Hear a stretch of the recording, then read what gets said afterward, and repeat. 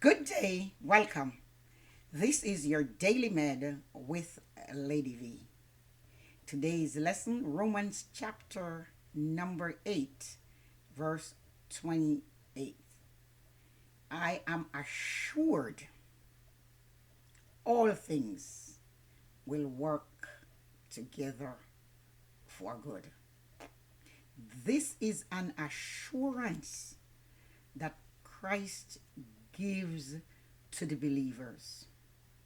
He says he will cause all things to work together for good because of the power of his love. Romans 8 verse 28. And we know that in all things God works for the good of those who love him, who have been called according to his purpose. And we see here he's talking about the believers, those who love him. By the power of his love, he will cause all things to work together for the good of that believer. What an assurance he has given to us through his words. So he says to the believer, you can be assured that not some things, all things, he will work it out for good no matter what the circumstances is. He will do it so that God will get the glory. The believer will get the good, and such good will be blessing to others. So while all things are working, God's providence is working. He is working on the behalf of those who love him and walk in obedience according to his purpose.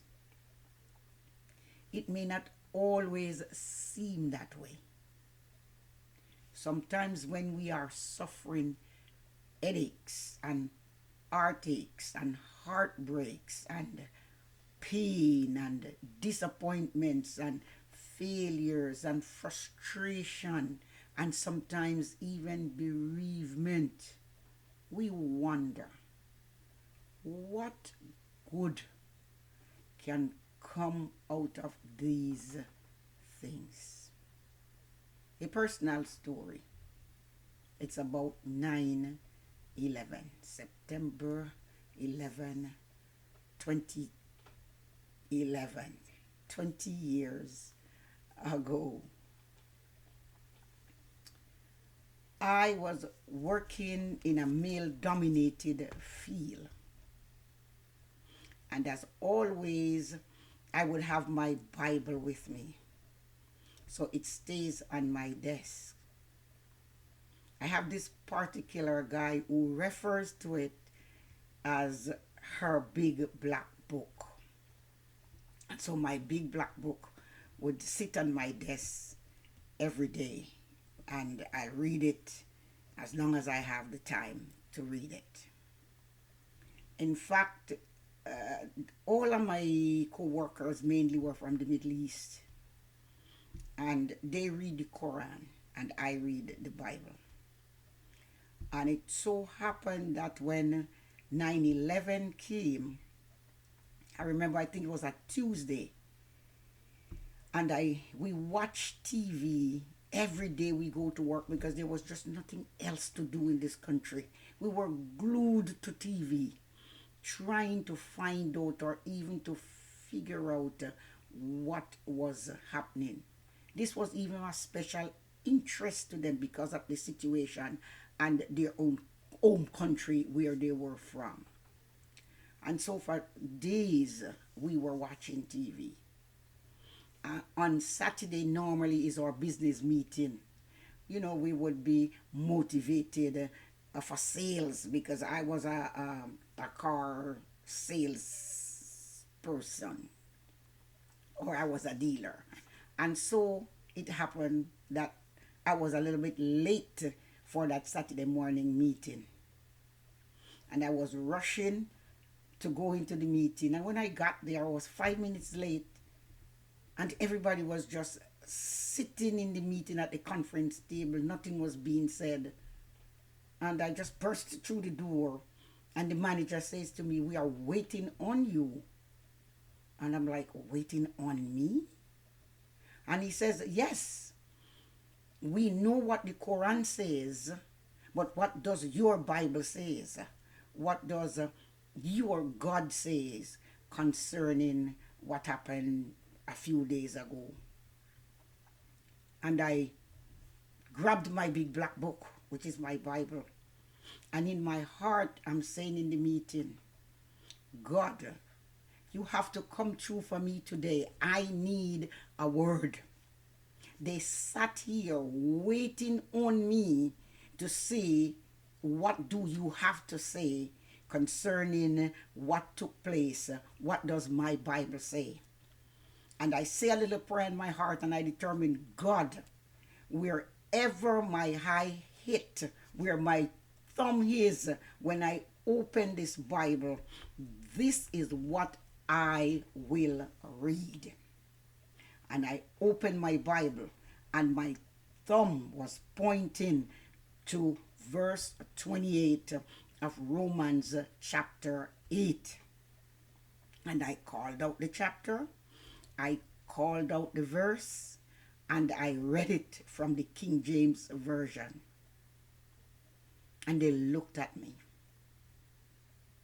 And the manager says to me, "This is what your God and your Bible has to say about the situation that took place a couple days ago?"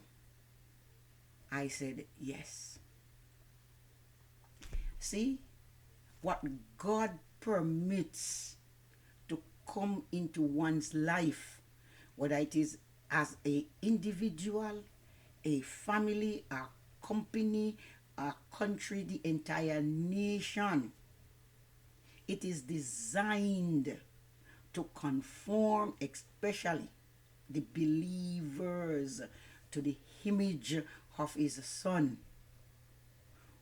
So when we see this and take it in its proper perspective, then we will know how to pray.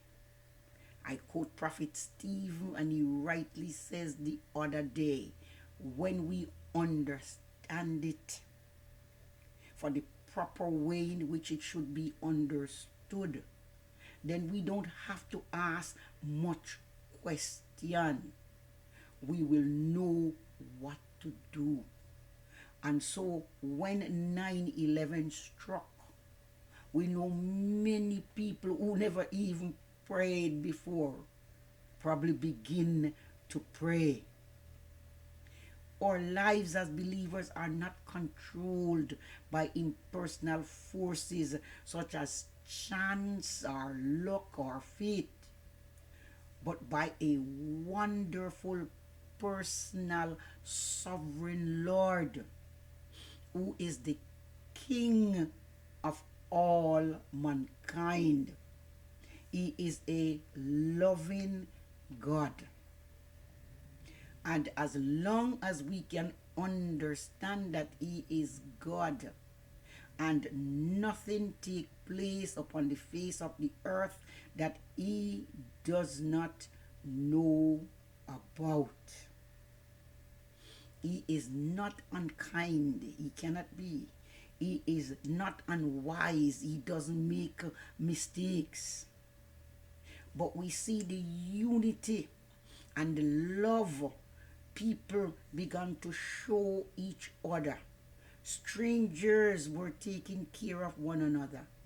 People were sharing with one another.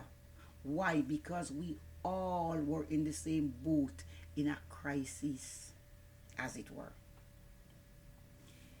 The Bible tells us to the believer, if we can trust Him, stand up on His word, and be assured that He will cause all things, not some, to work for the good of those who love Him, for those whom He Himself has called for His own purpose. Whatsoever you are going through today, trust Him that He has the power to turn things around in your life, in your circumstances, to the glory of God, for your good and for the blessing of others. God bless you. Thank you again for watching, and may God continue to bless the USA.